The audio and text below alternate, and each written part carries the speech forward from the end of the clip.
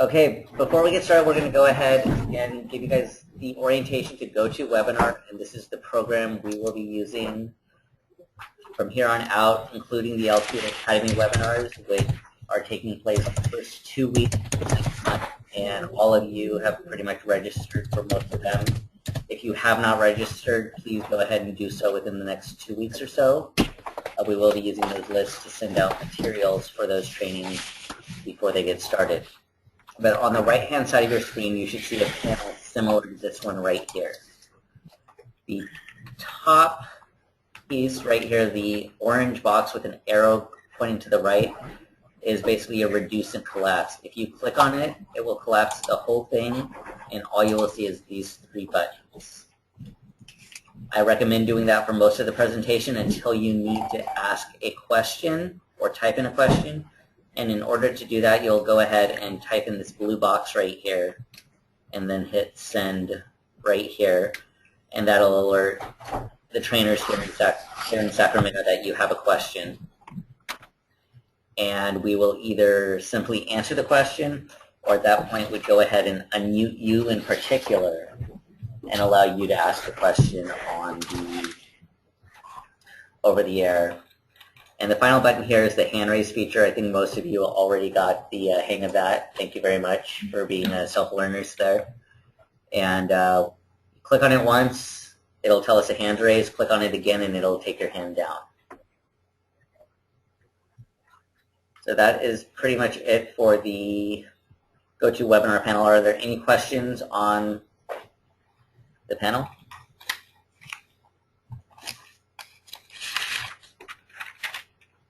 No questions?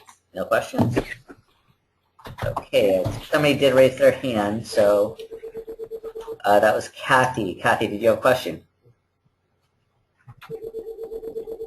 No, I was just trying it out. Okay. Very good. That's awesome. Thank you very much. So I'm going to go ahead and remute everyone. So if you do want to talk, please go ahead and either use the hand raise feature or type in a question, and the presenter will answer your question and speak to you at the next available time. Hope you don't want to roll your junk like I don't. Yeah, I know. Okay, so I'm going to go ahead and turn it back over to Jodine Green for the intro. And if you guys will give me 1 second, I will this back to the first slide. Okay. Am I not doing that? No? Oh, okay. Am I muted? Yep.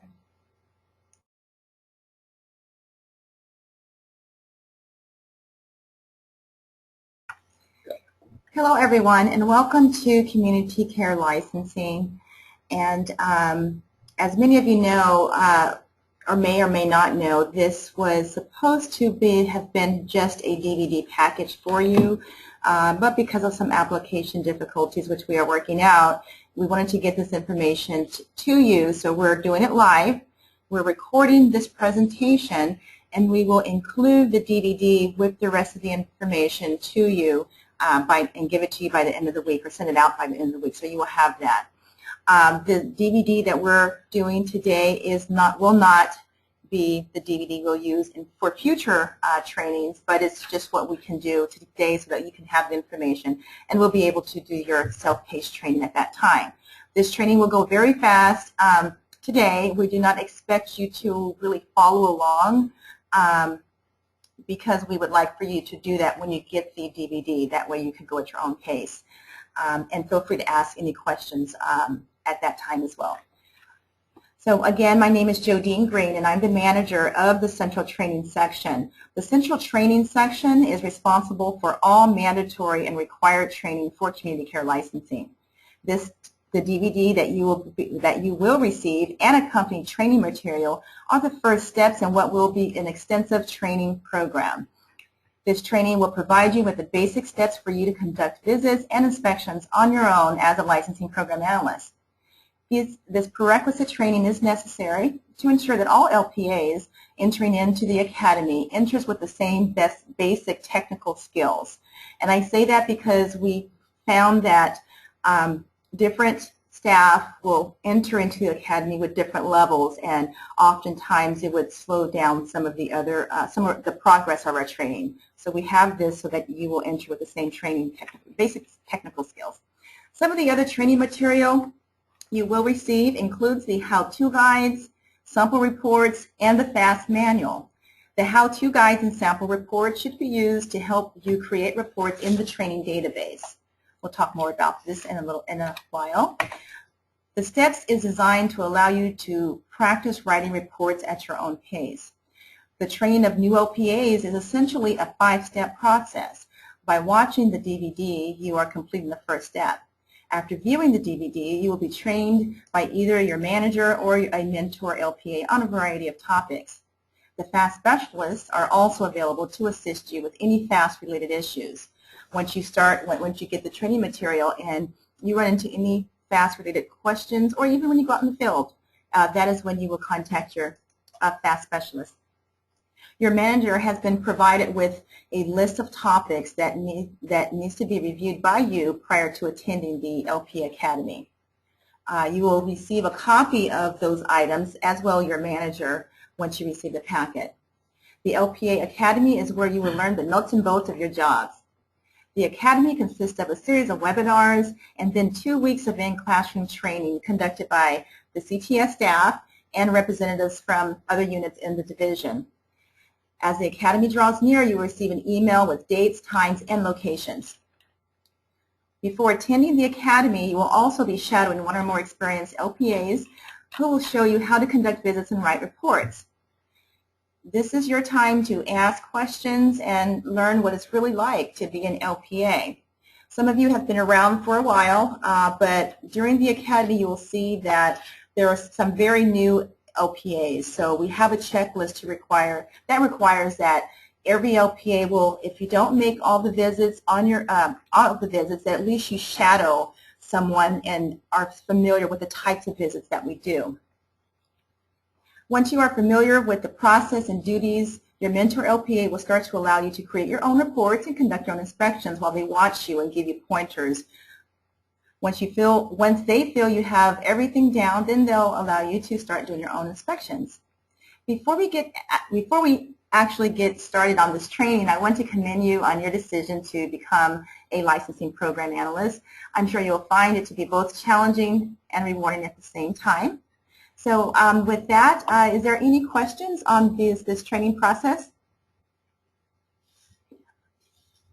If so, please raise your hands. Okay.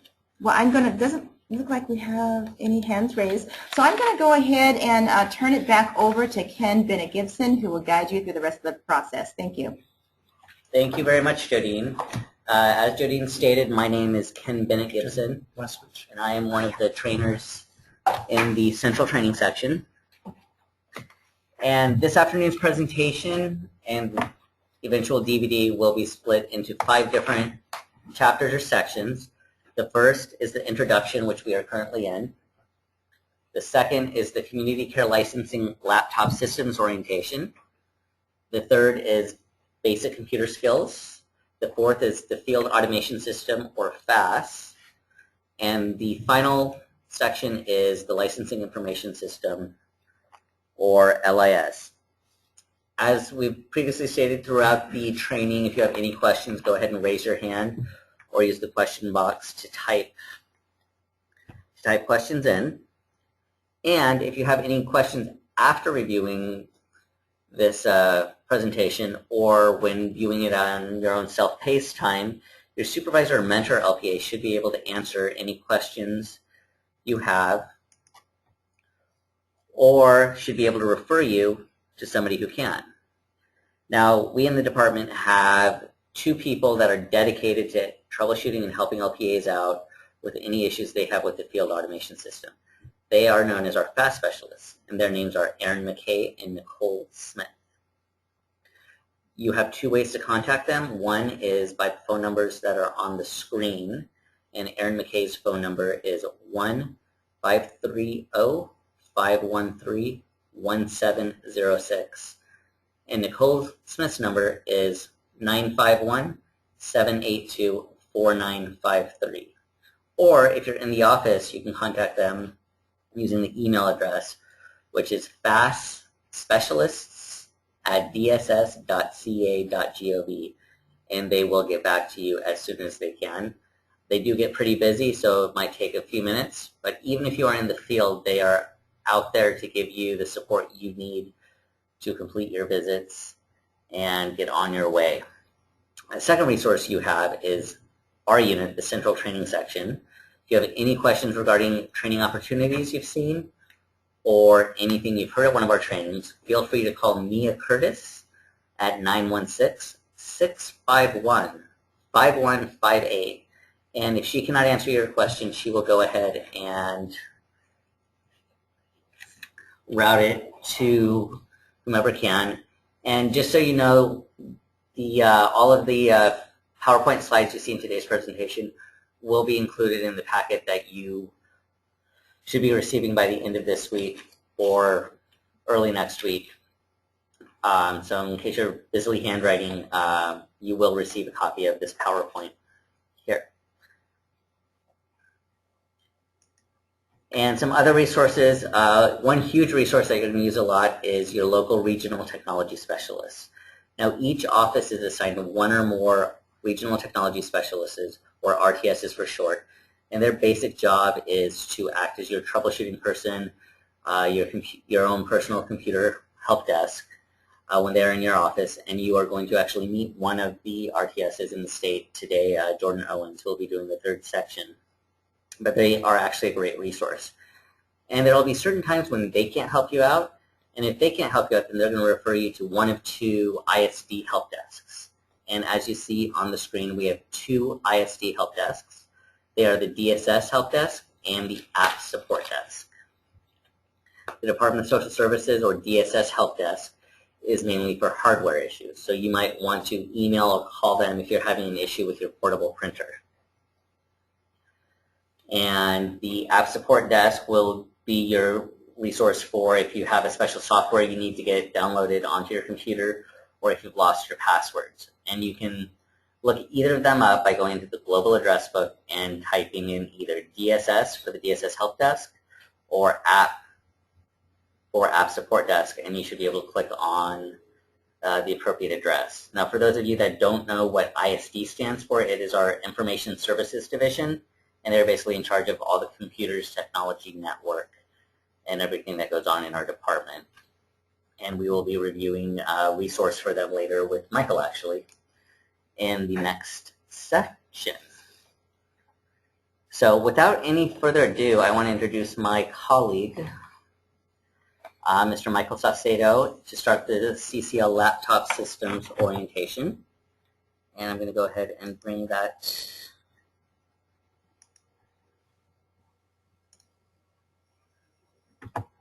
presentation up right now and turn it over to Michael. So take it away. Hello, everyone. As Ken mentioned, my name is Michael Saucedo, and I've been a trainer with CTS since July 2006. Can't tell you how nice it is to be here with you on this technical training as we launch this DVD series and going further into the webinar components of our training. It is our desire at the end of this presentation that new LPAs will understand CCL data safety policy, understand CCL's laptop safety policy, and be familiar with Community Care Licensing's web resources. Now, as we go into data safety, what we are interested is distinguishing the difference between data safety, the subject matter referring to our confidential records and reports, our software tools, and our department information, from tablet laptop safety, which refers to the protection of the hardware that we use. Both of these areas are singly and together important in order for each of us to perform the functions of our jobs. From working in the office to monitoring facilities in the field, the tablet laptops and the licensing report information that we have on them are under your protection while they are in your custody. So as we get into the subject area further of data safety, the main points we will cover include beginning with the laptop boot up, Guardian Edge security, or semantic security. We have different kinds of security on our systems. Windows, the login, password syncing, security statement, your computer desktop, and passwords, especially where not to put them. Now as we get to booting up your computer, as you can see from the screen, when you start your laptop's boot up process, the system will generate the notice that your computer is starting its security portal. Some of our systems, as I mentioned, are protected by Symantec. Others of our systems, like mine, are protected by Guardian Edge. Symantec is the chosen encryption tool for most of your tablet laptops. When you save data to the laptop hard drive, the program jumbles everything up so that if a person got through the security, the information on your laptop would be an incoherent mess of data. Symantec acts as a gatekeeper, which without your password, you cannot even start up your Windows operating system. Think of Symantec as the gate and Windows as the castle. You need both keys, the passwords, to get into your laptop systems. Whichever security system has been downloaded on your laptop, this will be the first visible step of your boot up process. Guardian Edge, laptop security, when your screen has generated the applicable security logo, you will notice a request to press Control-Alt-Delete to send you to your logon screen. When you get to your security login field, enter your username. As you can see, mine is right here next to the username, which will be configured for you when you get your VSS email address.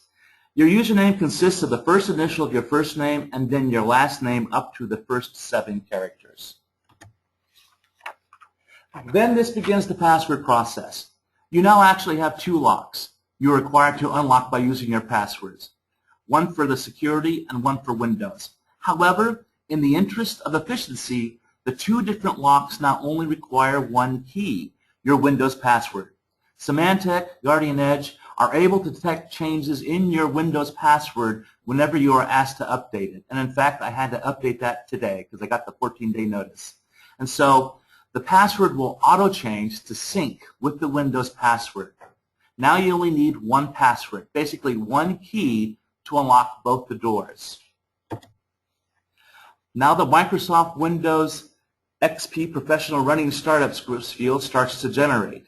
And as you see the next phase of running startup scripts, it is important at this point to mention password security.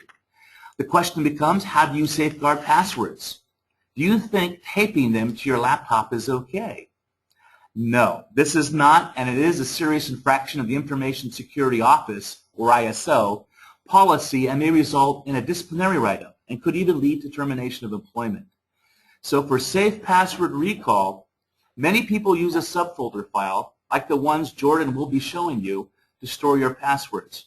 You may also choose to keep them in a book or a tablet when you secure that in a locked drawer at your desk. Now we come to the security advisory. And since most of the time everybody just presses OK and doesn't read it, we're going to take the time to go through it so you know what's contained in it because you are responsible for knowing this information. Your assistance is needed for the protection of our computer systems and data. Please be aware that this computer system is the property of the State of California Department of Social Services. It is only to be accessed and used for official government business by authorized personnel, consistent with the provisions of applicable collective bargaining agreements. As a reminder, the state has the right to monitor, log, and or recover all network activity with or without notice, including email and all internet website communications. Therefore, users should be aware that there is no privacy in the use of these resources under the current CDSS information security policies. To ensure the security of our systems, each employee is responsible for reviewing, knowing, and abiding by the CDSS information security policies. Pressing OK and the subsequent use of this system by the employee is an agreement to comply with those policies. Your cooperation in securing our information technology systems is appreciated. So by pressing OK, the system screen then indicates that Windows is applying your personal settings and means you have successfully navigated the security and operating system protocols. So a successful boot up of your system will then take you to your laptop setup, your desktop, which for me is a blue background, or whatever picture you choose to display the background with. This screen will also be populated with whichever icons you have chosen to display for your systems. All right. Well, that was already up. I'm checking the hands up again. Kathy, I'm going to go ahead and unmute you since you have your hand up. Did you have another question, or was this from last time? No, I sent that keeps clicking hand up. Oh, okay. Okay. All right. I'm going to It go just ahead and check keeps the chat randomly for questions doing. right now and see if I can find anything that talks about any questions from you guys. And I'm not, let me see, I'm going to go ahead and scroll down. Oh, in fact, that was what your last question was, Kathy, that your hand button keeps activating. Well, thanks for letting us know about that. And I may check back with you again a little bit later just to make sure you really don't have a question. But for the meantime, we'll go ahead and move on. And now we're talking about laptop safety. As previously indicated above, laptop safety refers to the protection of the hardware that we use, which in this instance is mainly your tablet laptop. But also remember, this includes all other peripheral equipment that you may have with you, such as a department-issued mobile printer, a flash drive or jump drive, an external hard drive, your laptop case and carrying case, CD-ROMs with or without data on them, cables and connections, and any other equipment issued by the department to use in conjunction with your tablet laptop. So now we're moving on to laptop tablet safety points. The main points we want to cover with respect to laptop safety include securing your laptop at all times. And the questions that come up: in your car? Where? At a facility? Where? Also, securing your laptop overnight and locking your computer screen. Don't leave your laptop visible. Leaving your laptop exposed to view, whether on the front passenger seat or even on the back seat of your vehicle, is not advisable. A laptop becomes a target, not only for the theft of the laptop itself, but also for damage and vandalism to your car or a state car in a thief's attempt, whether successful or not, to steal the laptop.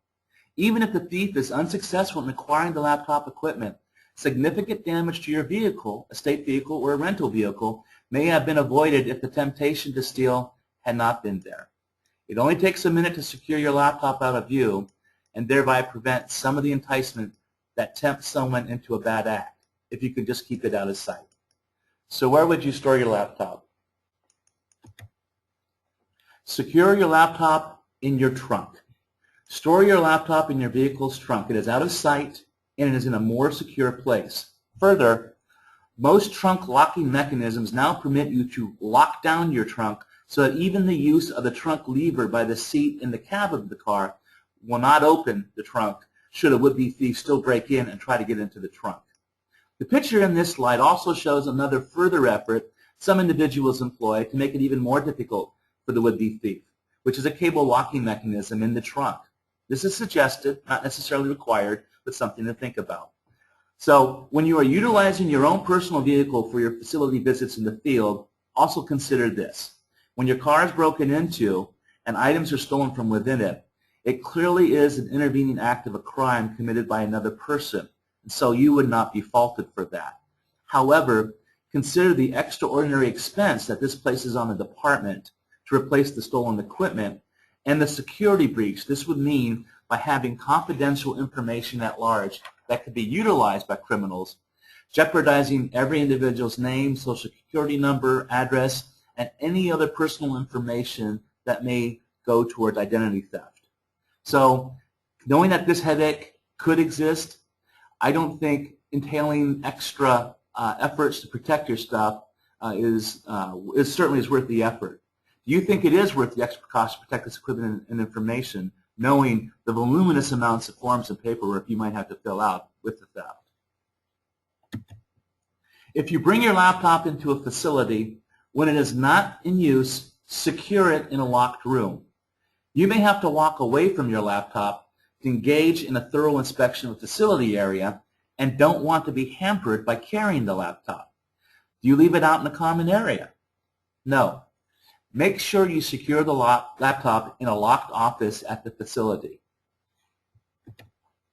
Overnight storage. Securely in your home, securely in your hotel room if you are traveling. Do not leave your laptop in your car overnight. To lock your computer down when you are walking away from it, hit Control-Alt-Delete. You don't want unauthorized eyes to be scanning a complaint with confidential names and information in plain view. So locking your computer screen ensures that confidential information is protected. All right, we have a question here that says, what is the other end of the cable connected to? Of course, you're probably referring to the trunk. So we're just going to back up to that picture. And you can see sometimes they have it secured around the arm. Maybe you have other kinds of shelving systems or bars inside your trunk. Some secure area that is accessible to your trunk. Trunks vary from car to car, make to make, so whatever you can figure out. You may not have anything other than the arm, but the arm is certainly something that, a mechanism that every trunk has to open and close the lid of the trunk. So that's something to consider.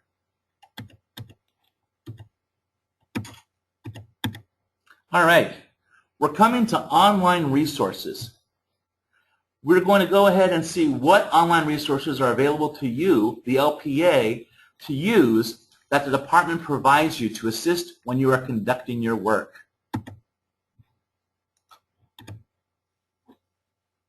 Those online resources include Internet Explorer browser, MyCDSS, domain tabs, password reset, CDSS organizations, SharePoint, which is the gateway to the CCLD Common Library, computer how-to button, other program links, CalAiders, your travel resource, and many other helpful links. Our web development started in 1969 when the Internet, which just consisted of a series of vacuum tubes, was first formulated between universities, government agencies, and tech companies. In the last 40 years, the Internet has grown to be the dominant means in which we now access, transfer, and store information, even confidential information that is important to our work functions. As a result, it has become an important tool for even CDSS to utilize. The firewall. This is where we have a wall that divides DSS source, our intranet, from the Internet or World Wide Web. This is what protects us inside our department and our systems from phishing scams, Trojans, viruses, any other avenues of attack that hackers may try to employ against our department. So the firewall is an important and secure part of our security system. So now I'm going to go ahead and get into our Internet Explorer, and we're going to do some hands-on work on the Internet. And you'll notice on your screen you have two buttons. There is an Internet Explorer button here, which you can activate with 2 clicks. And at the bottom, there on your tray, there's another Internet Explorer button, which you should be able to activate with just 1 click. Totally your choice.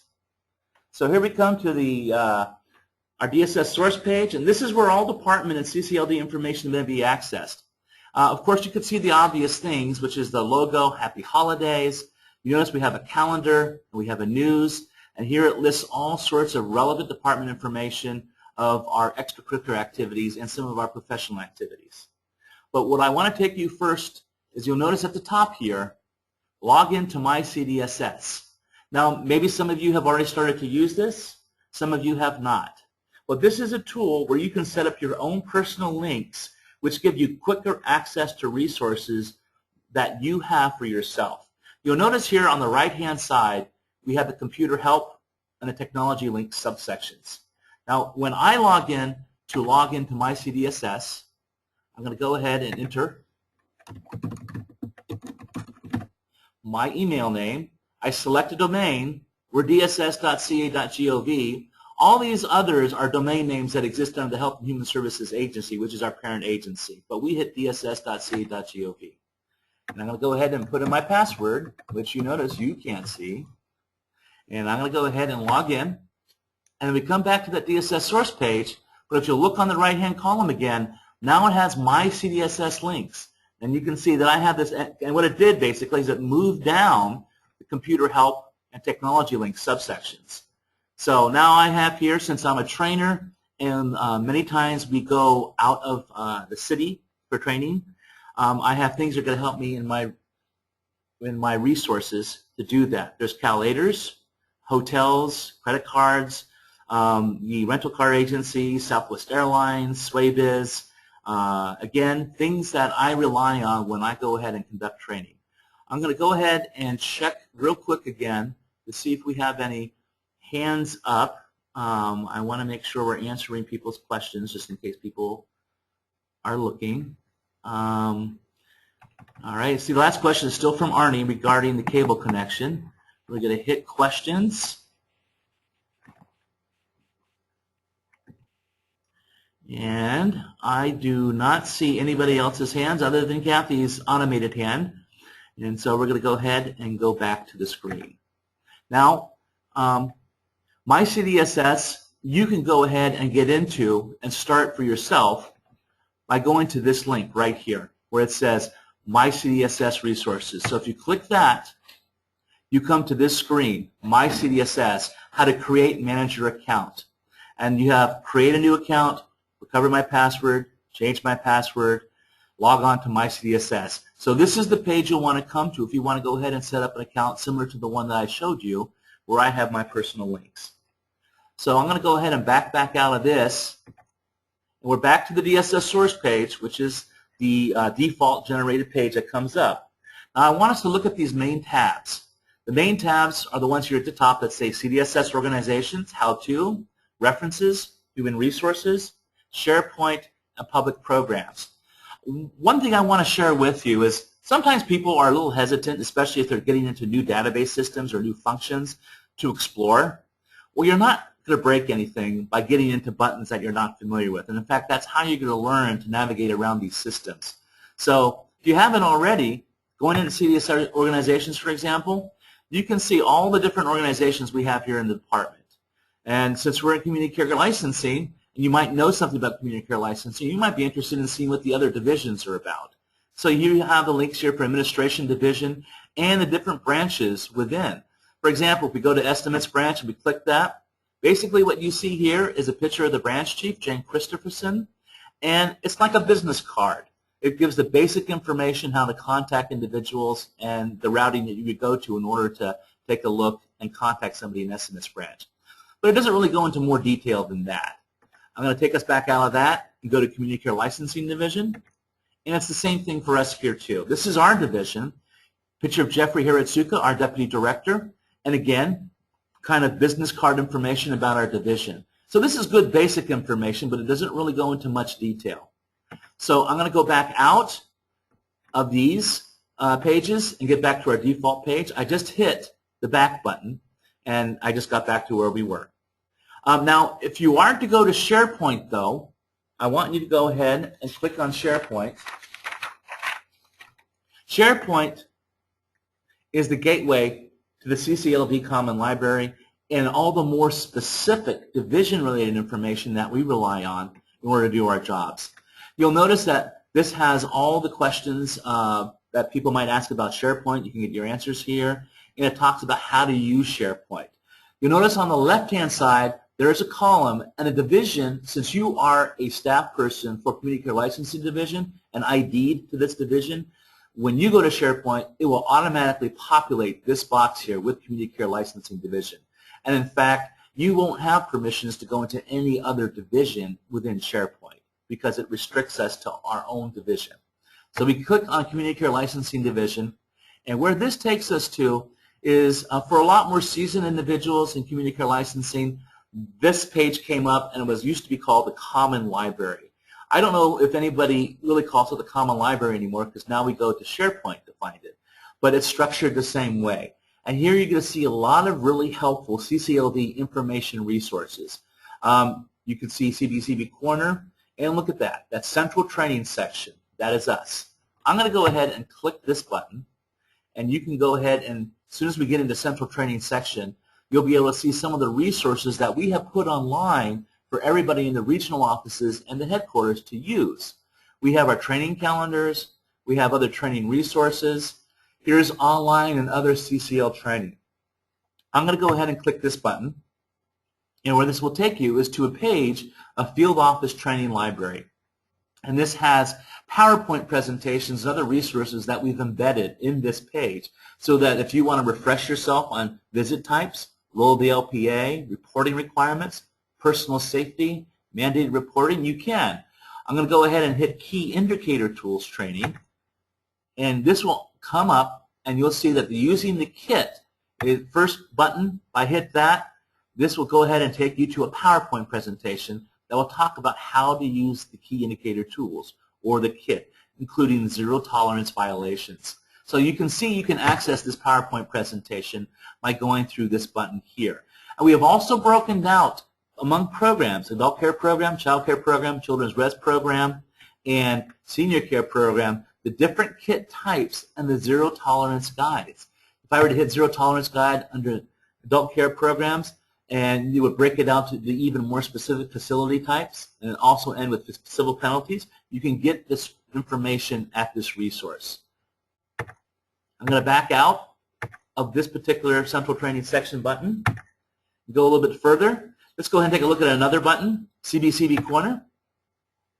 I click in the CBCB Corner, and here you have background check overview, which will share with you the basic overview of the CBCB process, Caregiver Background Check Bureau, and also see phone lists if you need to get a hold of analysts or other staff.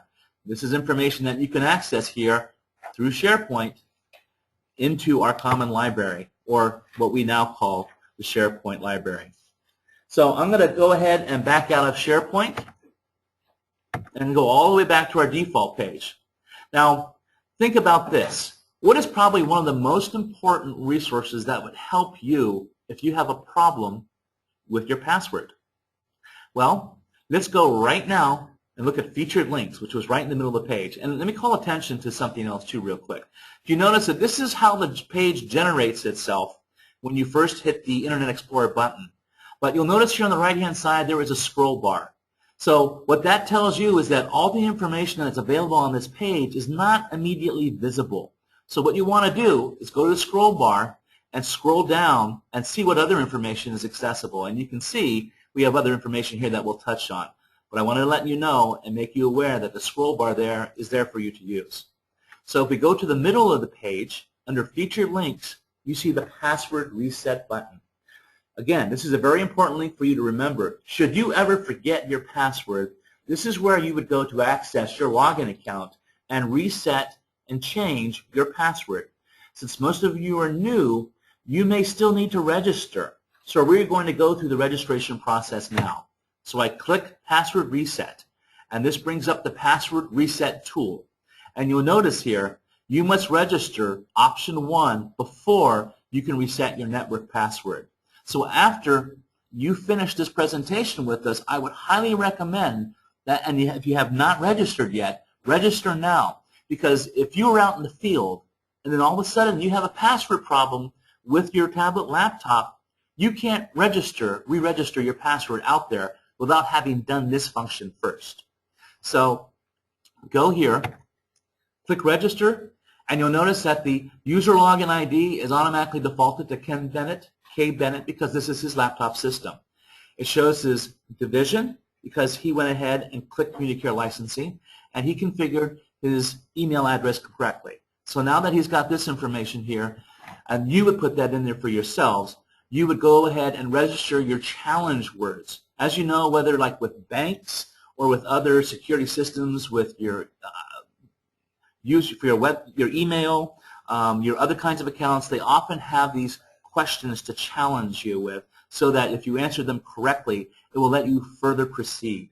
So for example, question 1 gives you all these options, like what was the name of your high school you entered as a freshman, how much did you pay for your first house, what was your first full-time job. Obviously, you're going to answer a question that's going to be easy for you to remember. For me, it would be high school, because I'm certainly not going to remember how much did I pay for my house, because I never bought a house. So question 2 gives you another series of questions. How many siblings do you have? What is your father's middle name, if you know it? So again, answer questions that you know. Don't answer questions that are going to be problematic for you in the future if you can't remember. Hopefully everybody knows what city they were born in. That's an easy one for me. So go ahead and register, and then once you register, then you'll be able to reset your password in the future. So now I'm going to back out of this and go back to our default page, and I want us to take a look at the computer how-to. I remember I went ahead and I logged in, and that way I got my CDSS links. What I'm going to do right now is I'm going to go ahead and log out. And when I log out, look what happens. The computer help and technology links in the right-hand column move back up to where they were. So computer help, here you have information on the help desk. You can find the phone numbers and email addresses to the people that you need to contact. Over here we also have new Outlook features. This will tell you about what kinds of new features and an overview of how to go ahead and use them. Under technology links, this is an important one. You may be working at home and you may not have a virtual private network or VPN link yet, but you may have your own internet connection. And as long as you have the Outlook web access address, you can look at your emails on your own computer while at home. So click web access, and what you want to note up here is the login, is the URL or address of how to get to the web access. And you may want to go ahead and right-click copy that, and from your work address, email this link to your personal address at home. That way you'd be able to click on this link when you open up that personal email you just sent to yourself from your work email, and then get to this page at home. And then you'd be able to enter your domain name, CDSS, and my name is Michael Sacedo, M-S-A-U-C-E-D-O.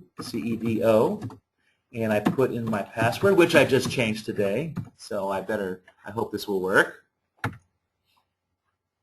And look, it brings up my web access. And so right now I can go ahead and see my emails through web access Outlook, which is a less complicated but still extremely useful version of Outlook that we use here at work. So having showed you this, I'm going to go ahead and exit out of this screen. And by doing so, I got out of Outlook. And so I'm going to go ahead and click on the E at the bottom again, the bottom tray, and generate my default page again with no problem.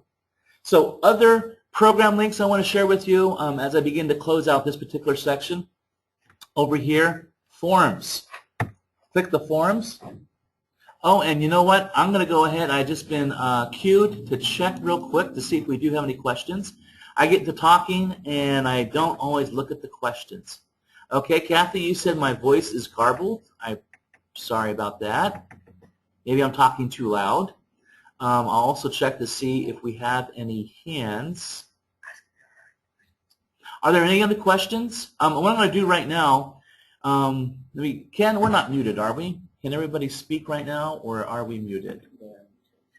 All right, so I'm going to go ahead and just take a break real quick and unmute everybody, because I want to see if anybody has a question that they might want to ask at this juncture of our discussion. And I don't mind leaving everybody unmuted at this point in time too, just so we can go ahead and have a working discussion about the DSS source page. You know what I'm going to do real quick? I'm going to go through. Kathy, did you have any other questions? No. You had a question, Kathy? What did you have? No. Oh, no? Okay. No Alice, question. did you have any questions? All right. Allison, I can always move back to you unless you call back. Arnie, are you there, Arnie? Do you have any questions? No questions, Michael. All right. Thank you, Arnie. Deanna, do you have any questions? No. All right. Aaron, do you have any questions? No questions. All right. Gilbert, how about you? Do you have any questions? Oh, Gilbert, I still have you muted. Sorry about that. Gilbert, do you have any questions? All right, Gilbert, you can call in if you do. Kim, do you have any questions? No, I don't. All right, thank you, Kim. Leslie, how about you? Do you have any questions? Surreptitiously. All right. I'm sorry, I didn't catch that. Did you say yes, Leslie? All right. Matthew, how about you? Do you have any questions? No questions. All right, thank you, Matthew. Rebecca, how about you? No questions, thanks. All right, Ron, how about you? I'm fine. You're fine? Okay. And Ying Ying, do you have questions? All right. I'm going to go ahead and continue on. I'm going to leave Michael? you. Oh, Michael? wait, Kathy still has your hand up. Kathy, go ahead. No, I'm telling you, the button just keeps randomly. It does, Shifting doesn't it? over. Okay. All right. Michael? Yes, who's Michael? that? It's me, Jodine. I'm sorry, I'm back at my desk. I Hi, just want to Jodine. want to remind everyone that we need for you to keep this PowerPoint slide as primary on your desktops. It shows you're inattentive when you go to like your email or go outside of that, so we need for everyone to stay attentive. All right. Thank you. All right. Thank you, Jodine. Ken has gone ahead and advised me to go ahead and mute everyone again since we are recording and we are getting some background noise, so we're going to try to minimize that by muting everybody. But if you have questions, please raise your hand again. Thank you, everybody. All right. So here on the DSS Forms page, just in case we didn't see that, here we are again on the default page that comes up. You'll notice here at the bottom, on the left-hand side, column Forms. I'm going to click the Forms. And you'll see that Forms has key terms, number, category, and type. Just as if, for example, I'm going to hit number. And I know, for example, that the absence request form is 345, but I can't remember what the prefix is. Well, if I type in 345, you'll notice near the bottom it populates. And that's right, PS. How could I forget that? And, of course, the absence request form is going to be important because if you are sick or you want to take any vacation time off, like many of you probably do while we're getting ready for the holidays and stuff like that, the form populates right here, and you can fill it out, print it, and then give it to your supervisor for your time off. So I'm going to go ahead and X out of this document and then back out of the Forms. And then another link that you can see, let me go ahead and move up a bit. Travel services. I'm going to hit Travel Services, and you'll see all these links. You as LPAs, of course, are on the road, sometimes maybe even staying in hotels, expending a lot of gas, and so you need to go ahead and make a record of these travels and submit it so you can get reimbursed or get travel advances if you're forward-thinking enough to get a travel advance to help defray those expenses. So we click CalAiders, and we're going to go to the CalAiders main webpage. Now this is something that you can go ahead and, as you know, just put in your favorites. And you can always go down to add to favorites, and that way you can go to CalAiders directly without having to do the runaround through the DSS source page. However you want to do it, here we come to Controller John Chang, the California State Controller's office. And so here we are at CalAiders. If you want to sign in, you got to click in the Sign In tab. But before you do that, many of you may not have used CalAiders, or if you have, this is going to be a refresher. We click the CalAiders button, and here we come to the Welcome to the California Automated Travel Expense Reimbursement System, and this is where you would log in. So I'm going to go ahead and X out of this screen because you probably know how to do that, but if you don't, you can go ahead and figure that out. You'll notice in the second field there's instructions, Get Started, and New User Registration. So if you click this button, what's going to populate are these helpful PowerPoint presentations. Say you know absolutely nothing about CalAiders. All you need to do is hit the registration presentation, which will show you how to activate your CalAiders user ID, and also the CalAiders presentation, which provides, and I'm going to go ahead and open this document up, which provides you an overview of CalAiders and shows you how to use all these forms. And look at these helpful PowerPoints that are presented here that show you all this information just by going to the CalAiders website. And you can educate yourself on how to do CalAiders. Whoops, let me go ahead and get this back. I'm going to go ahead and back out of this link. A couple of the last links I just want to show you real quickly, or at least just the last one I want to show you. Going back to the default page. Here we come again. Remember? Here we are, DSS source page. Remember I told you about the scroll bar because the entire field is not visible? We're going to scroll down and look here at the bottom, near the bottom, California Highway Patrol road conditions.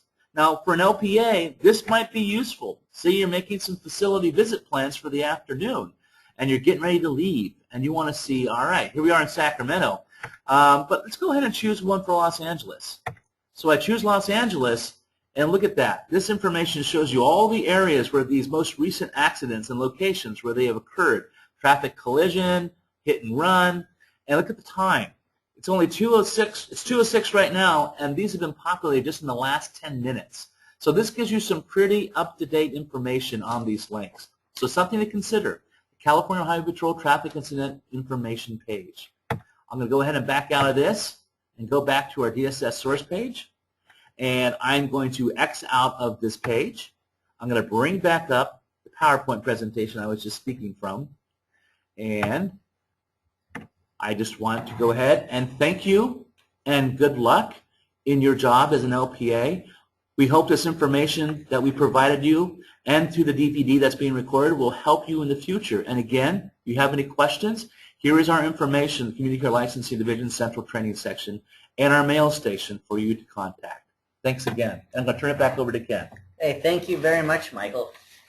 That informative session on online resources.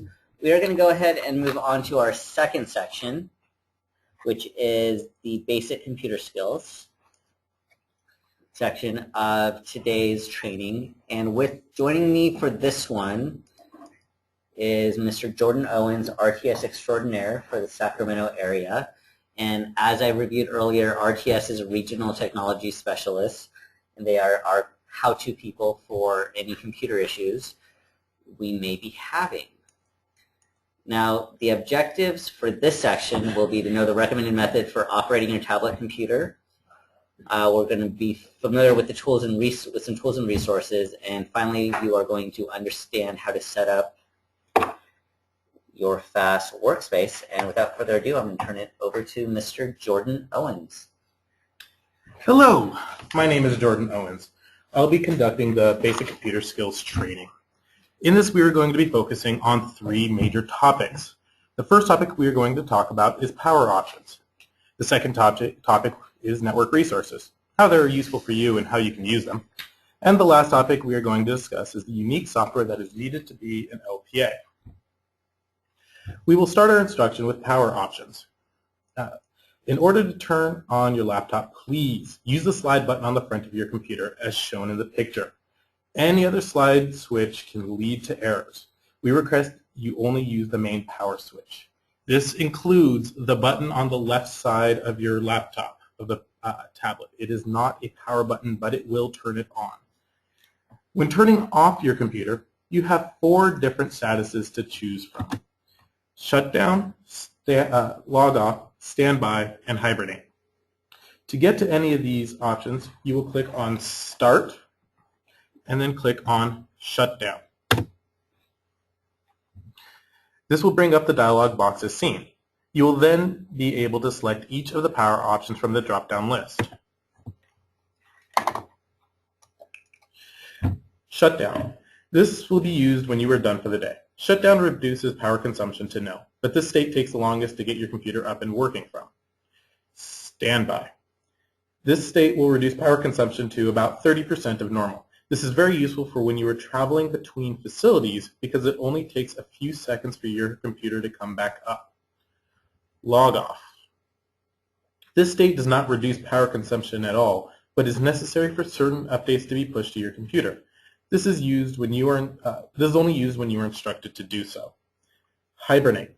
This state is not to be used. With prolonged use, errors can occur on your system. Do not intentionally use this.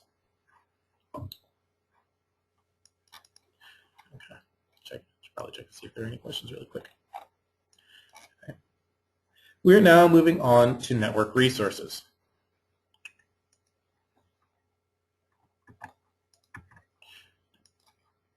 Network resources are shared storage and printing options. This way we can share less equipment to get a greater use out of it for less cost. There are 2 types of resources that I'm going over. The first is storage on the servers, and second is shared printers. Server storage has 2 major facets: your user folder and your Office or program shared documents. There are two common traits these folders have. They are available for you whenever you are in a social service office, and they are backed up every single night. Your user folder is a location on the server that has restricted access that only you can enter. This is going to be where you store any information that needs to be secure or anything that needs to be available to you no matter what office you are in.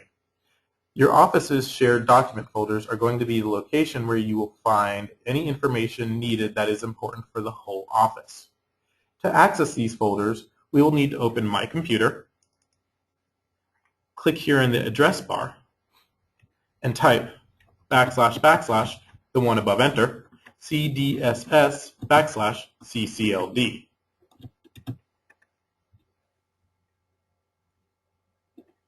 Or at least it should work properly. There we go. At this point, you will need to find the city you work on and double-click on it. As I am in downtown Sacramento, I'll be selecting the central office. This folder contains your shared office files as well as the folders we are going into now. We are going into the user folder, which contains the aforementioned restricted folders. When you attempt to select a folder that is not yours, you will get this message indicating that you are not able to access the folder. Your folder will open to a list of files like these. And since, again, this is Ken's account, we'll be going into his stuff. This folder is to be used for work product. No pictures, movies, or music unless it is work-related. Be aware that there is a limit to the length of a name you can give your folder. It cannot be longer than 256 characters, including any location information. So saving a file named help.docx in your folder isn't just 9 characters. It's / CDSS / CCLD / central office / users / kbennett / help.docx. Comes out to about 50 characters. It adds up pretty quickly, especially when you have subfolders. To make a shortcut to this folder on your desktop, we're going to click the Folder Up button. So we are at the Users folder. Find your folder again, then right-click on it, Send to, Desktop, Create Shortcut. Now, if we go back to the previous window, we will look at the Shared Document folders. This is central headquarters, so we have a few more folders than your office, but it works essentially the same. These folders are repositories for information available to all users in the office. So for Ken's group, the Central Training section, they are a part of Technical Assistance and Policy. That's TAP. So we're going to go through and get to their stuff so you can see it looks very similar to the user folders, but everybody in Central Training has access to this stuff. After you have access to documents, it is nice to be able to print them out. To get to network folders, we're going to go back to My Computer. In the address bar, type / CDSS / printers. Oftentimes, it will try to autofill with printers and faxes, but we don't want that. We just want printers. This is also separated by city. Please select the city you want to print in, such as Goleta.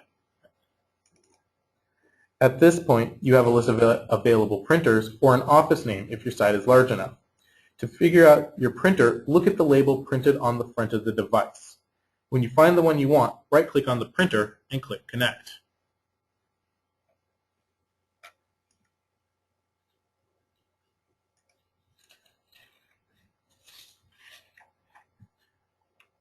It sometimes takes a minute as we are connecting to Goleta. It took longer. If you're connecting to a printer in your local office, it shouldn't take that long. Okay.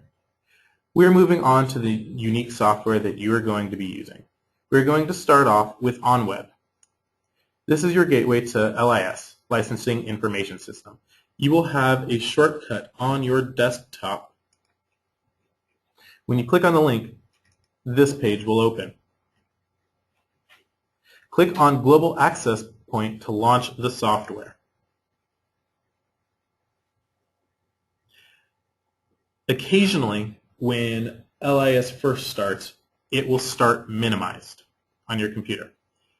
If this occurs, you can't click on the button where it says Common Access Point to bring it up. Just right-click and go to Maximize. From here, type CIBPP, Charlie Indigo Bravo Papa Papa, and will take you to the login screen. At this point, you will need to have received your RACF username and password, and following this, you will need your actual LIS password. Instruction will be given at this point. Now, next, we will move on to Outlook.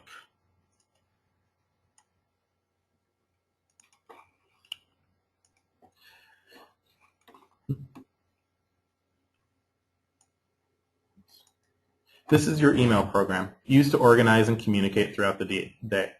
We use a process called cached exchange mode. This has many benefits for the staff who manage your email, but for you, it means that it takes a few seconds for you to send and receive email. There are also limitations on storage. You are limited to getting 200,000 kilobytes of information stored in your mailbox, or roughly 200 megabytes. To check how much information is there, go to Tools, Mailbox Cleanup, and view mailbox size. This will let you know where it would be best to clean up your stuff from. And as you can see, Mr. Gibson is very close to his limit. Sometimes it's handy to have access to your email and your calendar while in the field. This is the process for creating offline folders, giving you the ability to view emails and your calendar while not connected to our network. You do this by going to Tools, Account Settings, double-click on, select your account, and it should be the one that says Microsoft Exchange, and select Change. On this window, click More Settings. On the new Properties window that shows, you are going to change the option to Manually Control Connection State, and check the box for Choose Connection State. At this point, it appears Ken is already set up, so I'm going to just be showing you the screens. Yours will be different. Click OK, and on the Email Account window, select Next and Finish.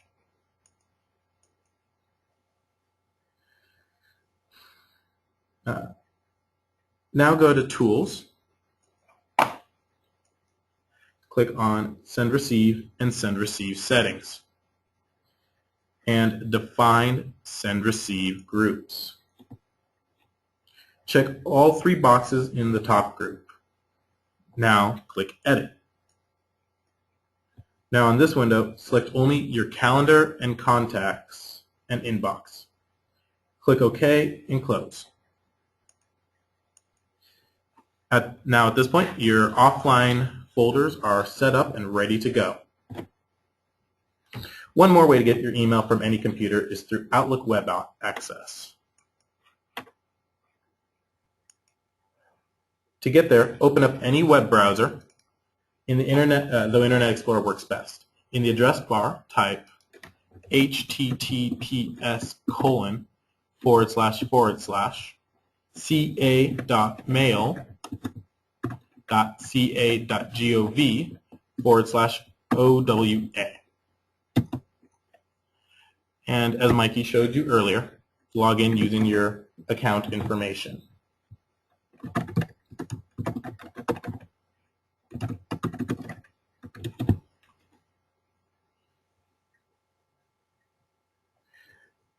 Outlook Web Access is designed to look like your normal Outlook, and it functions very similar. One of the best features is that you can set your out of office if you are sick and want to let others know. Click on Options, and then Out of Office Assistant. The final part of this is to look at Lotus Notes. This will be the program you use to access and submit information while in the field.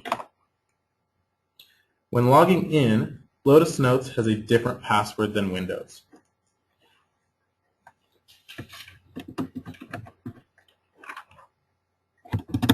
And trying to log in with Ken's information. Is that a capital? Huh?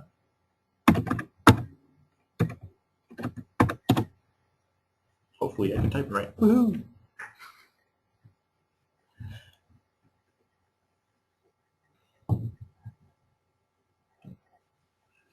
All of you should already be using Lotus Notes 8. As this is a relatively new upgrade, you might run across a couple of people still using 7, but don't be alarmed, it'll look very, very similar, just beige and yellow instead of blue. Once you log in, this is what your setup should look like for the most part. This is an adult res setup, so you may have different databases depending upon your program. Or actually, this looks to be all of them. Okay, so can change this on me. You're going to need to have at least these databases on the tabs. On Office, you will need to have work volume, visit log, your workflow, your statewide complaints, and your unique FAST database or databases for children's res. All of these should be on your Domino server. Now onto your Island tab. You will have the same FAST database, which is, this one is only for adult, statewide complaints, and comprehensive visit list, FAST manual, and the CCLD print-only forms, all of which are on local. On the Evaluator Manual, or sometimes called EM tab, you should only have the EM Summary of Changes and Evaluator Manual, both on local. If you are at all confused and can't tell, such as on the EM Summary of Changes, just open up the database, which, there we go, should be fast. And it appears that Ken is on his Domino one, so we'll need to change that for him. So he's correct. Next is the Samples tab. You should have the training databases, which Ken has a quite a few of, which is the training FAST and the training statewide complaints, and your samples database, all of which on local. And the miscellaneous tab is where we place things that you need, but you don't actually need to have access to. One last thing to note, if you have any questions about your setup in Lotus Notes, please contact your local RTS and we can fix it for you. Are there any questions at this time? And if not, I will pass it back to Ken. Thank you for your time, and hopefully you'll have a good computing experience. Okay, thank you very much, Jordan. That was outstanding. And I'm just going to go ahead and leave FAST up because the field automation system is our next training topic. And the field automation system is a Lotus Notes database that is designed for LPAs to be able to create and print visits, whether they be in the office or in the field.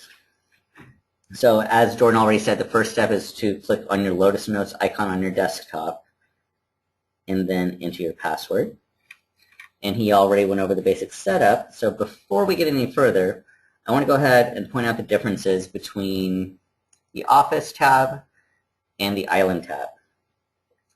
On the Office tab, you'll notice I have databases that say on Domino 6, Domino 8, Domino 16. Each regional office has its own Domino server, and that is basically, that means you're connected to the internet. When you are on your Island tab, on a local server, you are inputting data directly to your computer, hence the local, that you are only downloading directly into your hard drive. So you're saving documents into your hard drive. When you are on a local, you are in a copy of the database that is stored in your laptop, hence why your dominant copies on your Office tab and local are on the Island tab. In order to ensure that our local copies have the most recent information on them, we need to make sure that our computers are replicated regularly. And replication is the means by which Lotus Notes transfers the information that you input onto your local databases into the Domino databases. And in order to do so, it's a pretty simple step. It's pretty simple. You just go to the arrows on the right-hand side, left-hand side of your screen that look like recycle arrows, and then you would hit Start Now. Now, the more often you replicate, the quicker it's going to be. And for you all, it shouldn't take much more than 5-10 minutes. I replicate about once every month, so I'm not going to try it right now. But some things to note on the replication screen is that whatever is checked over here, whatever boxes are checked over here, is what is going to replicate when you hit the Start Now button. In here, it will tell you when, once you've started replicating, it will tell you when it's last run. And then finally over here in the summary, it will tell you how many documents have been uploaded, how many have been taken, and how long it took. It is recommended that you replicate every morning when you first get into the office and before you return out into the field. And you can go ahead and continue working in FAST or on other programs on your computer while you are replicating so that you can still get work done while you're doing this very important task. So are there any, I see a question on replication.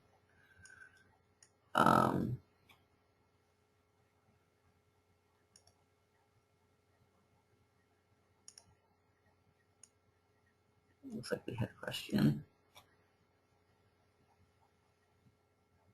Okay, Ron, can you hear me now or no?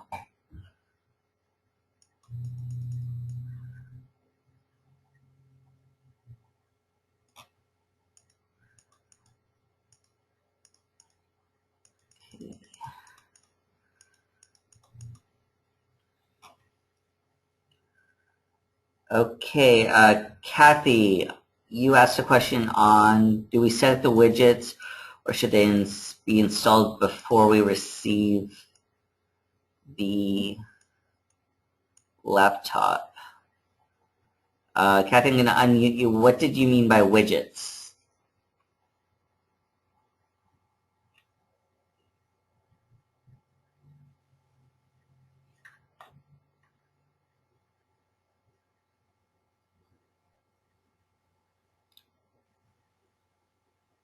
Okay, Kathy? Sorry about that. Yeah, you said to go to the arrows on the side toolbar. I called them widgets. I thought they were widgets. Oh, okay. So they have been installed? Yes. They're either going to be on the side over here, or they might be up top also. And if you do not have a replication widget or a replication button over there, that would be something you would email. I believe you're in Sacramento, correct? Yes. You would email either Lori or Jordan about that. Okay. And let them know you don't have a replication button on your FAS menu, and then they would be able to help you out with that. Okay. Thank you. It should have already been on there when you received your laptop. Thank you for the question. Okay. Now I'm going to go into the training database, which when all of you do this on your own, should be on the Samples tab of your computer.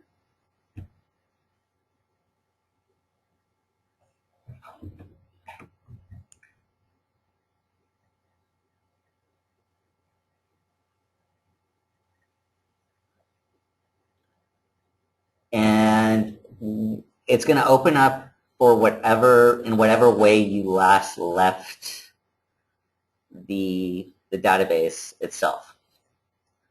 So I'm going to start off up here by going over some of the icons that you will use as an LPA. And the main icons you are going to use are actually all far to the right.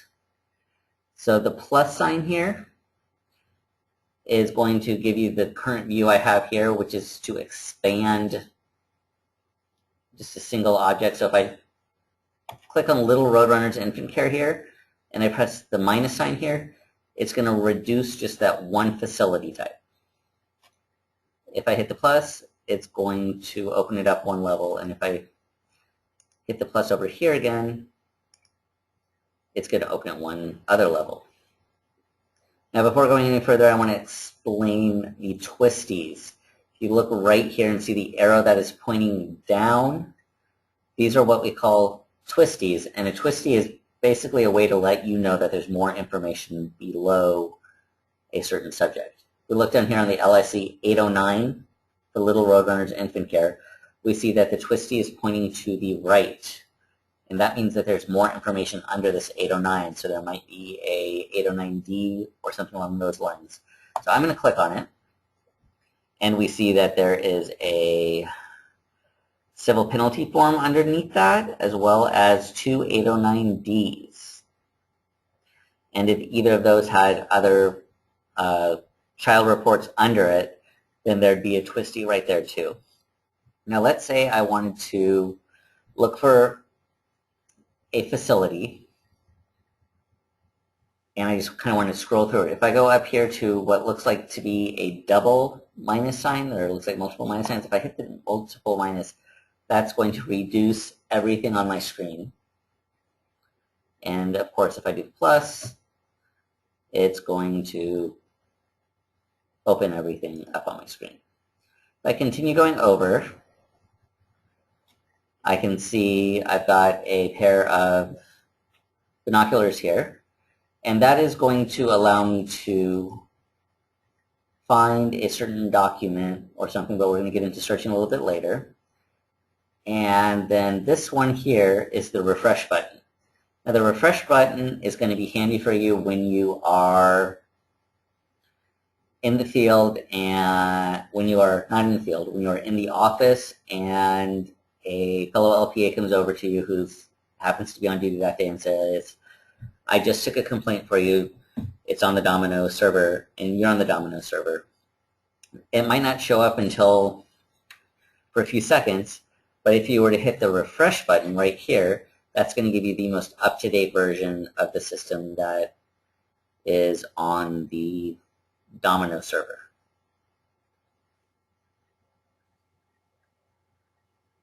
Those are pretty much the icons on top that you're going to use. And on the left-hand side, as I already went over, we got the replication or sync button here. We got a help button here. And that's pretty much all you're really going to use on these icons for the moment. Now, if we look at the database itself, we're going to see something over here called the navigation pane. And I'm going to skip the first subject for now and just move on to visit list by. Now each one of these twisties is just like a twisty over here, and if it's pointing to the right, it means it has something else on it. So I'm going to click on this one to reduce it, and I'm going to go to the visit list by. In this category, it's going to display all facilities that have the type of visit listed here. So we have LPA 5-year visits, we have our post-licensing visits, random visits, and required visits. Only facilities that are due for this kind of visit is going to be shown here. So I'm going to go ahead and click on the random visit here. And as you can see, we have a list here. I'm going to reduce everything of visits that are due. And we have a list, these are all LPA numbers. And if you want some more information on LPA numbers, you can go to the FAST manual, and that'll explain how LPA numbers are doled out. But 0901 has 8 visits due. They were all due in the 09 quarter 3. same date, and then we have a list by facility of all the random visits that this LPA is in charge of doing for quarter 3. Now, random visits are randomly generated. Up to 30% of an LPA's caseload is chosen every quarter at random by the computer. What that means is that it is conceivable that the same facility can get chosen twice in 1 year for random visit, because once a random visit is done at a facility, it gets thrown back into the pool to get chosen again. And I actually had a situation where I had to go to a facility twice in 1 year, and you can bet they weren't the happiest to see me the second time, but luckily it was a good facility, so the visit wasn't too bad. Now, once a random visit is chosen, an LPA has until the end of that quarter to do that visit, or it becomes overdue. And since this is a training database, we really don't have anything overdue. Now, if I go to LPA required visit, this list is blank for the training database, but it's going to list any facilities that are on a required visit list. And facilities are on a required visit list because either they had some sort of administrative action, they were called in for non-compliance conference, or they're of a facility type that the federal government mandates we visit them at least once a year. And those are the facilities that would be on that visit. The very top list here, LPA 5-year required visits. We are required by law to visit each one of our licensed facilities at a minimum of once every 5 years. So once a facility goes without having a random or required visit for 4 years, 9 months, it gets placed on this list, and it does not leave the list until it has been visited, and then it will disappear and go back into the regular pile unless it leads to a required visit. Now, our next choice is open facilities by. And on the open facilities by list, you see about 7 different ways where you can have the list arranged. Each topic here shows a different way that you can have all the facilities in the database arranged by. The main 2 LPAs used are by name and by number. So I'm going to go ahead and go back to the open facilities by name list.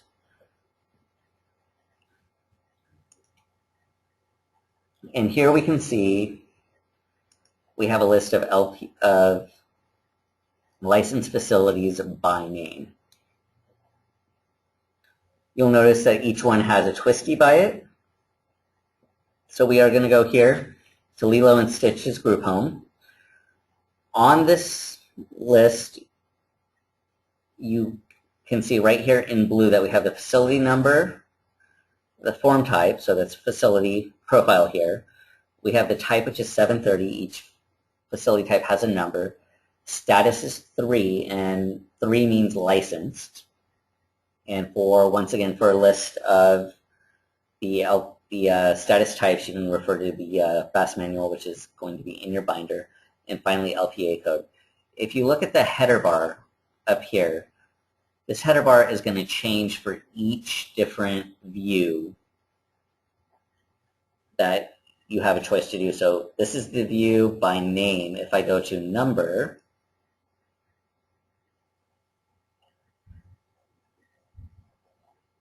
it changes the order changes a little bit. And we can see here for Mickey Mouse Preschool, the top one is now the number. And then in blue, we have the facility name, the form number, the type, status, and code. And you can also see over here that it lists whether there's a 5-year visit, required visit, or random visit. And we have a list of how many facilities are there. You also notice under the facility name, we have a listing of reports, and these reports are in reverse chronological order. So the most recent will be up top, and they are color-coded. Red means a complaint, and green means an LIC 809 visit. So I'm going to go ahead and X out of this really quick, and I'm going to go to a live database. So we are going to go to Office, and then I'm going to go to Adult Residential on Domino 08, so I can show you the comprehensive visit list. Now the comprehensive visit list is a static list. It's taken once a quarter, and it will show all the comprehensive visits that a certain LPA is supposed to do. And as you can see here, it's listed by regional office and then by LPA. So we're going to go down here, and I'm actually going to use Julio Montez. I used to work with him, and we'll see what he has on his comprehensive visit list. What this is going to do is bring up a window that says this document is read-only, which means I can't change it. It's taken once a quarter, and it's just a snapshot of where a caseload is at that time.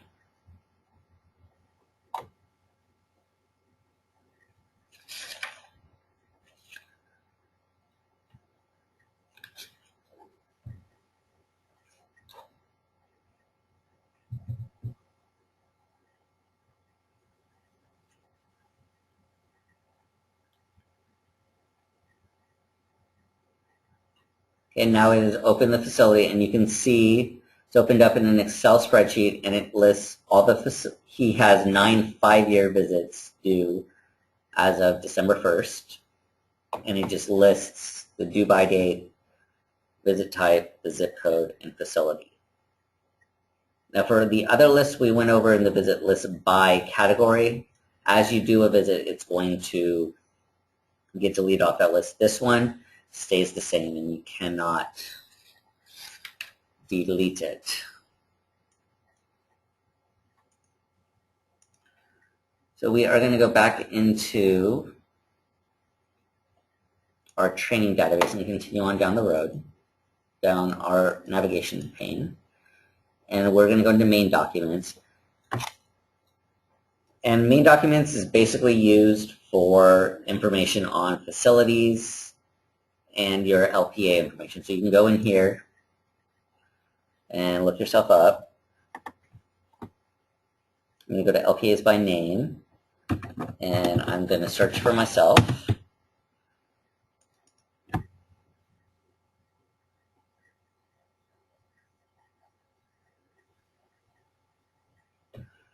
And I'm going to just basically go in here and check and make sure all the information is correct. You can see it says my office location, my code, has my old telephone number in here.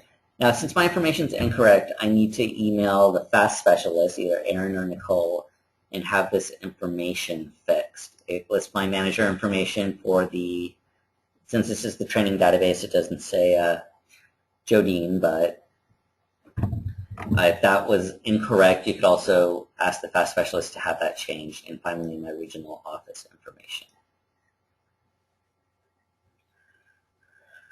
Continuing down the list, management info applies to manager. Statement of facts. Now, currently only the child care program is using the statement of facts in the field automation system. So we are going to go ahead and let your mentor LPA show you how to do that for those of you that are in the child care program. And I want to quickly go into the complaints view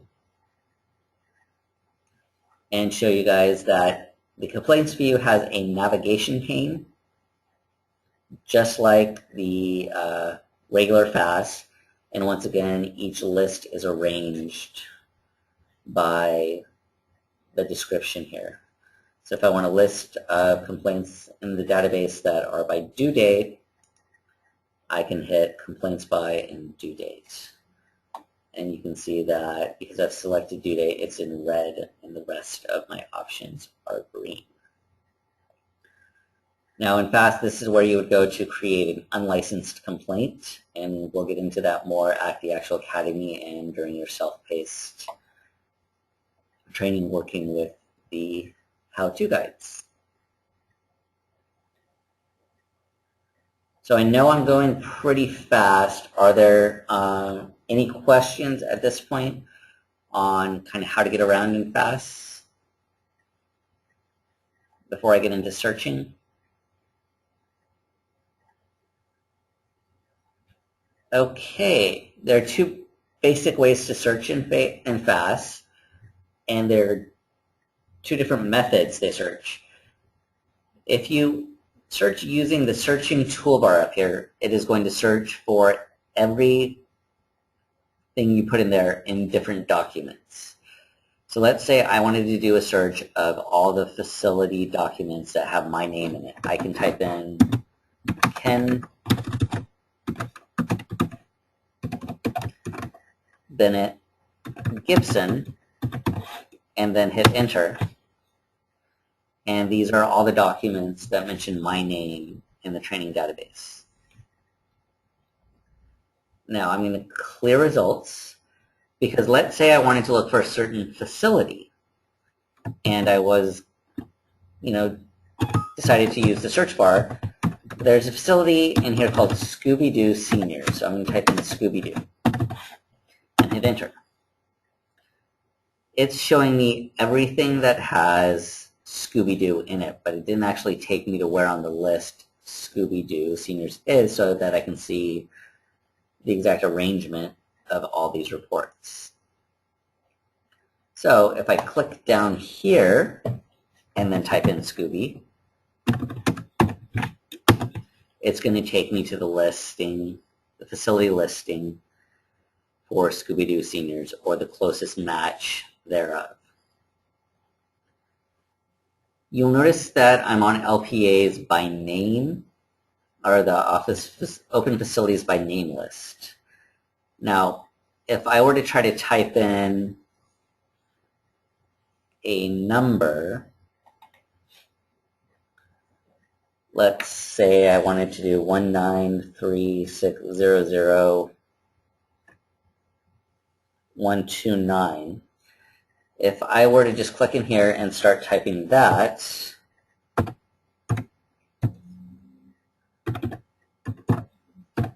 and hit enter, it's going to go right there. But it's going to take me to that space. But if I go to facilities by number and type in the same thing, it's going to take me to the top. But on this list, if I were to reduce everything and type in, there's a Barbie and the Rockers facility in here. If I type in Barbie, it's not going to be able to search for it because this list is not arranged by name. So kind of be wary of the searches you can do for these facilities. Only depend on how the list is arranged. So you can't search by name in the number view, and you can't search by number in the name view. Now let's say you wanted to do a more specific search. You can hit more here, and then you get different choices of what you are looking for. Let's say you wanted a Scooby-Doo facility that was typed by my colleague, Michael.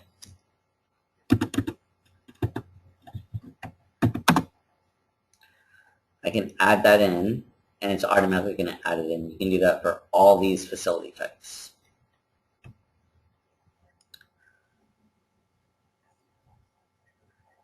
And then if I were to hit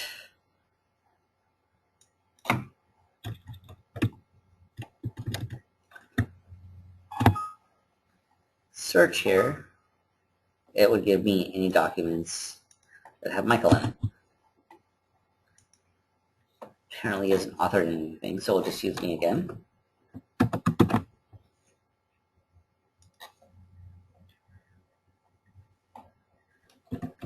And reload. We're going to go search. It's not going to. be anything because we are in the by number list.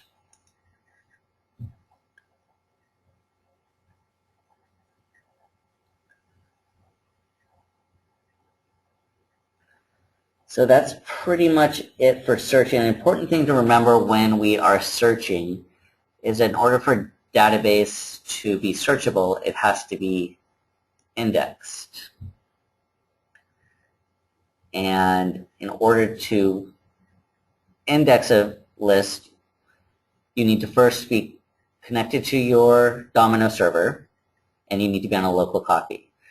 Your Domino server copies will automatically index every so often. At least every hour or so will automatically index themselves. But your local copies need to be indexed every time you replicate.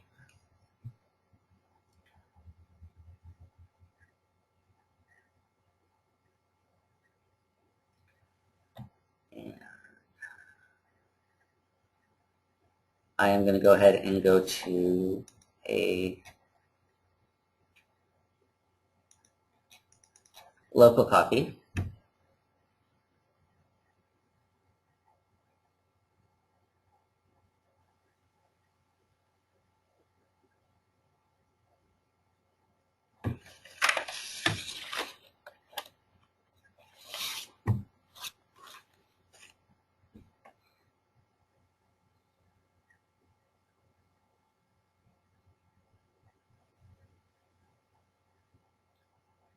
Okay, and for network is running really slow today. I apologize for that.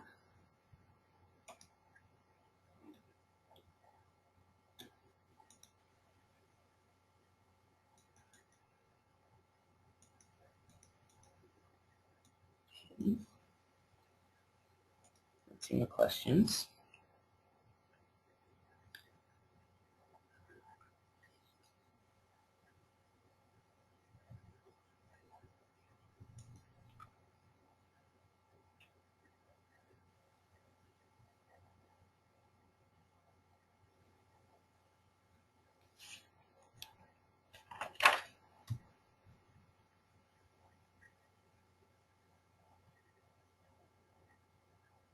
Okay.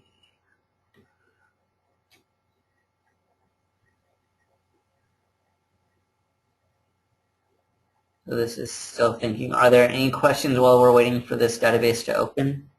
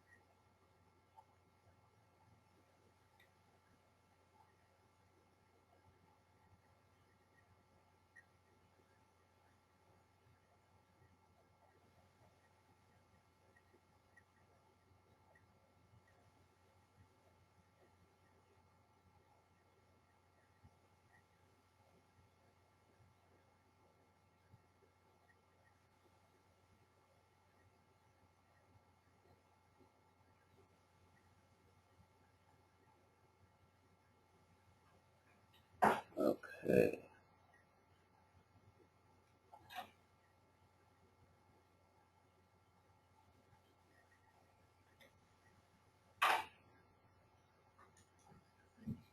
Okay. We're going to go ahead and skip the indexing for now and move on to LIS. As Jordan stated, you need to go to your on-web link for LIS.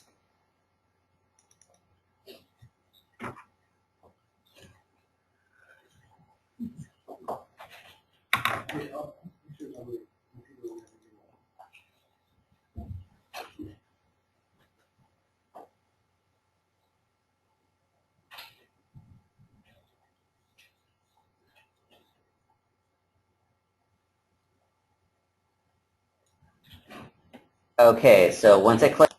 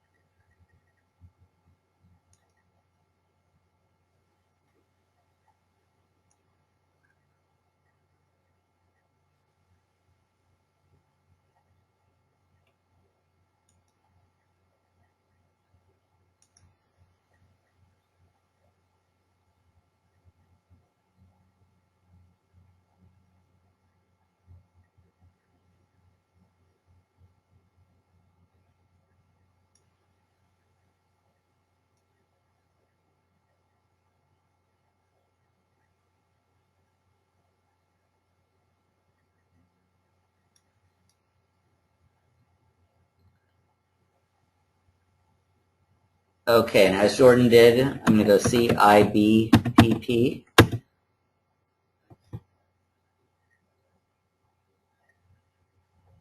I'm going to go BPLI.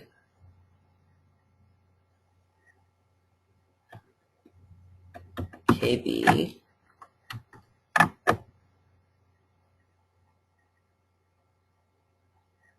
And then I would type in my password. I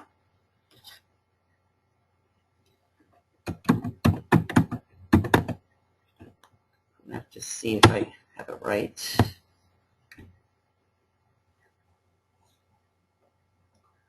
Because I don't, so I am going